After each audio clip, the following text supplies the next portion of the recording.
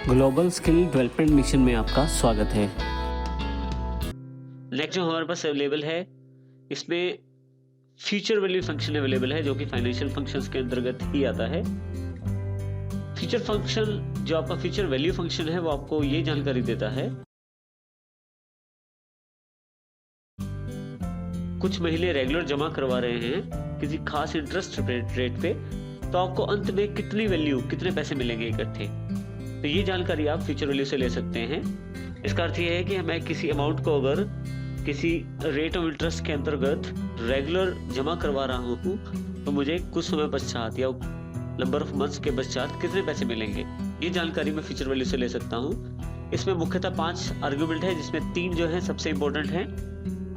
Interest rate जो कि पहले नंबर पे आ रहा है, और नंबर ऑफ इंस्टॉलमेंट्स जो हैं आपके, नंबर ऑफ पेमेंट्स जो आपकी टोटल बैठती हैं, और टीएमटी यानी कि जो पेमेंट आपने की है। अगर मैं इस फार्मूला को यहाँ देखें, लगा हुआ यहाँ पे एग्जांपल पिक करें, तो यहाँ पे मैंने D/12, क्योंकि इंस्टॉलमेंट्स मंथली है इसलिए मैंने जो इंटरेस्ट रेट है उसको मंथ्स में कन्वर्ट कर दिया है। दूसरे नंबर का जो आर्गुमेंट है वो जानकारी दे रहा है कि कितनी इंस्टॉलमेंट्स हैं, यहाँ पे 60 इंस्टॉलमेंट्स हैं। D3 ये जानकारी दे रहा है मेरे पास कि अमाउंट कितनी डिपॉजिट की जा रही है हर महीने, तो वो 3000 रुपये है। बाकी दोनों आर्गुमेंट्स आपके ऑप्शनल हैं। जैसे ही आप एंटर करते हैं आपके पास फ्यूचर वैल्यू अवेलेबल हो जाती है। क्योंकि ये रेड्स जो आपके पास, जो रेड कलर में ये आपके पास आउटपुट अवेलेबल है, इसका अर्थ ये वैल्यू से, नेगेटिव वैल्यू से है।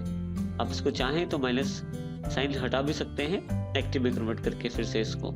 इसी प्रकार से एक और एग्जांपल हमारे पास यहाँ उपलब्ध है। 5% पे 48 महीने के लिए 550 रुपये में जमा करवा रहा हूँ, तो मेरे पास अंत में कितने पैसे बचेंगे, तो मेरे पास 29,279 रुपये 68 पैसे मुझे प्राप्त होंगे। इस प्रकार से मैं फ्यूचर वैल्यू का प्रयोग कर सकता हूँ अपनी इन्वेस्टमेंट की फ्यूचर वैल्यू जानने के लिए।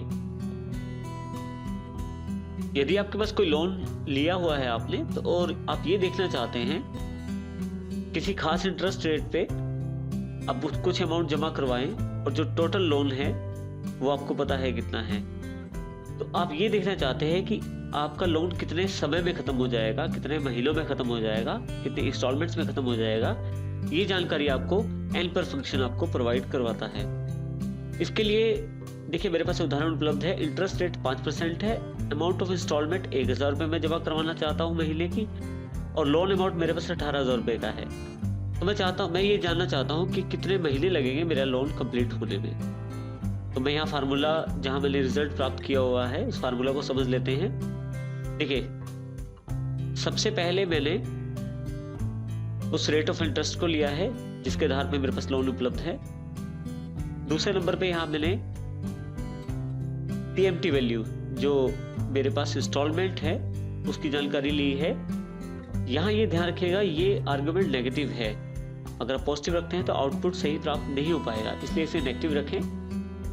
थर्ड जो आर्गुमेंट है हमारे पास वो है प्रेजेंट वैल्यू, यानी कि अभी वैल्यू क्या है अमाउंट की। लोन अमाउंट हमारे पास 18,000 रुपये की फुल अमाउंट के साथ है। 2 आर्गुमेंट जो अगले हैं वो ऑप्शनल हैं, तो उसके बिना भी आपका कार्य हो जाएगा। जैसे ही मैं इसे एंटर करता हूँ मेरे पास फ्रैक्शनल फिगर आ गई है जिसमें 18.749724 इस वैल्यू मिल गई है। इसका अर्थ यह है कि लगभग 18.74 महीने लगेंगे मुझे मेरा लोन कंप्लीट करने में। अब ये थोड़ा सा वैल्यू अलग प्रकार की आ रही है। अगर मैं इसका डेसिमल पॉइंट, होम टैब पे जाएं, डेसिमल पॉइंट इसके डिक्रीज कर दें, यहाँ मैं क्लिक करके इसको डिक्रीज कर सकता हूँ और इसे राउंड फिगर में कन्वर्ट कर सकता हूँ। तो इसका अर्थ हुआ कि मैं 19 महीने मुझे लगेंगे मेरा लोन मुझे वापस करने में। इस प्रकार से एन पर फंक्शन से आप ये जानकारी प्राप्त कर सकते हैं। फाइनेंशियल फंक्शंस में अगला जो फंक्शन हमारे पास उपलब्ध है वो है डीवी के नाम से। ये बिल्कुल एक तरह से डेप्रिसिएशन निकालता है किसी भी आइटम के ऊपर, किसी भी एसेट के ऊपर। मान लीजिए मेरे पास किसी एसेट की जो इनिशियल कॉस्ट है 50,000 रुपये है, और मुझे लगता है कि जब वो फाइनल उसका जो डेप्रिसिएशन लगा के 5 या 6 साल बाद उसकी वैल्यू जो बचेगी वो 15,000 रुपये के लगभग बचेगी। और मुझे ये भी जानकारी है कि ये जो मेरे पास आइटम है या जो एसेट है उसकी जो वैल्यू है या जो लाइफ है वो 6 साल तक बनी रहेगी। अब मैं ये जानना चाहता हूँ कि हर साल मेरा कितना डेप्रिसिएशन इस प्रकार की एसेट पे लगेगा। यहाँ हम दोबारा से आर्गुमेंट को समझ लेते हैं। सबसे पहले मेरे पास इनिशियल कॉस्ट अवेलेबल है 50,000 पे, जो आज की कॉस्ट है उसकी मेरे हिसाब से 6 साल बाद उस आइटम या उस एसेट की कॉस्ट 15,000 पे रह जाएगी और उसकी जो लाइफ टोटल है वो 6 साल के लगभग है। मैं डेप्रिसिएशन जानना चाहता हूँ कि कितना डेप्रिसिएशन लगेगा हर साल इस प्रोडक्ट पे। इसके लिए आप डीबी फंक्शन का प्रयोग कर सकते हैं। डीबी फंक्शन के अंदर हमारे पास काफ़ी सारे आर्गुमेंट्स अवेलेबल हैं, जिसमें सबसे पहला आर्गुमेंट जो है वो ये जानकारी देता है कि आपकी इनिशियल कॉस्ट क्या है आइटम की। जैसे कि जो 50,000 रुपये हमारे पास उपलब्ध है, लास्ट वैल्यू ऑफ आइटम जो आपकी फाइनल वैल्यू बनती है वो कितनी रह जाएगी, वो मेरे पास यहाँ पे दूसरे आर्गुमेंट के रूप में उपलब्ध है। लाइफ टाइम इन ईयर्स, मेरे पास कितना उसका जीवन जो है या उसका लाइफ जो है वो कितने साल की है अनुमानित, वो लाइफ टाइम इन ईयर्स में अवेलेबल हो जाएगा। इसके अतिरिक्त ईयर ऑफ डेप्रिसिएशन, आप कौन से साल का डेप्रिसिएशन चाहते हैं, पहले साल का, दूसरे साल का, टोटल 6 साल की लाइफ है, कौन से साल का डेप्रिसिएशन चाहते हैं, और number of months for depreciation. और एक साल के अंदर जैसे 12 महीने होते हैं, तो हो सकता है आपने कोई आइटम 5वें या 6वें महीने में खरीदी हो, तो इस तरह से उसकी जो बाकी 5 या 6 महीने का डेप्रिसिएशन कॉस्ट आप जानना चाहते हो, तो उस प्रकार से आप नंबर ऑफ मंथ्स भी यहाँ दे सकते हैं बाकी 5 या 6 महीनों के डेप्रिसिएशन की जानकारी के लिए। यदि आप कोई भी मंथ्स की जानकारी नहीं देंगे तो 12 मंथ्स का वो बाय डिफॉल्ट यानी कि पूरे 1 साल का डेप्रिसिएशन आपको देगा। यहाँ पे डीबी फंक्शन जो हमारे पास उपलब्ध है, यहाँ पहले साल का, first year, second year, third year, इस तरह से मैंने 6 साल का यहाँ डेप्रिसिएशन कॉस्ट निकाला है इसका।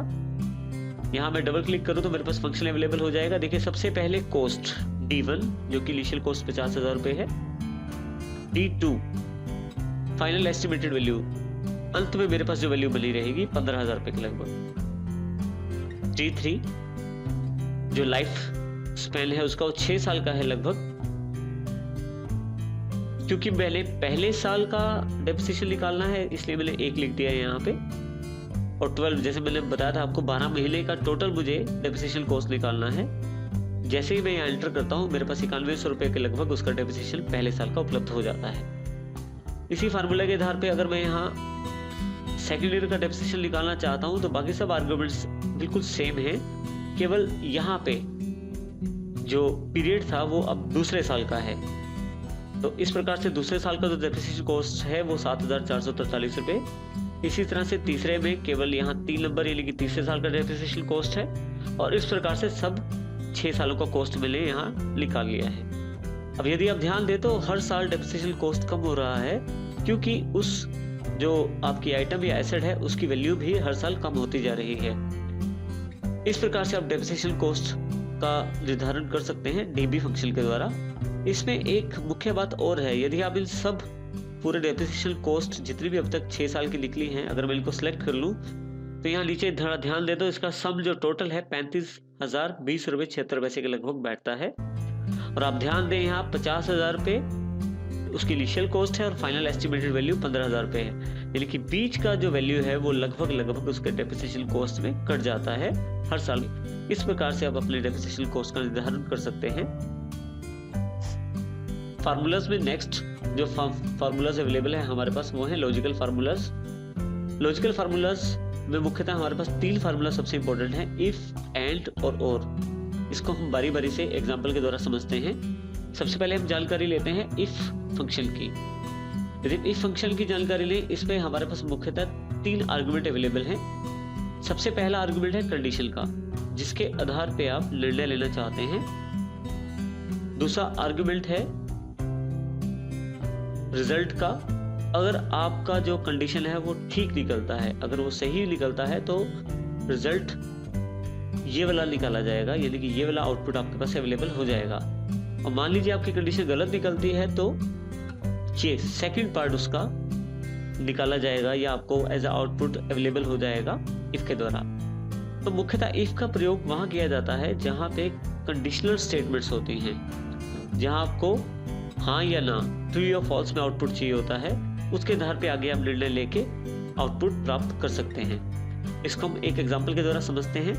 जैसे हमारे पास एक टेबल अवेलेबल है जिसमें कुछ स्टूडेंट्स के नाम, मार्क्स दिए गए हैं। इस तरह से हमारे पास लिस्ट है कुछ स्टूडेंट्स की, अजय, विजय, और इस प्रकार उनके मार्क्स दिए गए हैं। इनका रिजल्ट तैयार करना है मुझे, और रिजल्ट तैयार करने के लिए देखिए यहाँ डबल क्लिक करें आप। इस फार्मूला के अनुसार सबसे पहले मैंने कंडीशन अप्लाई की है। मेरी जो कंडीशन है वो ये जानकारी देती है कि अगर C3 सेल में 35 से नंबर बड़ा हो तो जो स्टूडेंट है वो पास होगा, यानी कि पहले वाला कंडीशन जो ट्रू होगा, नहीं तो वो फेल होगा। यानी कि अगर नंबर 35 से कम है तो स्टूडेंट फेल होगा, और नंबर 35 से ऊपर है तो वो पास होगा।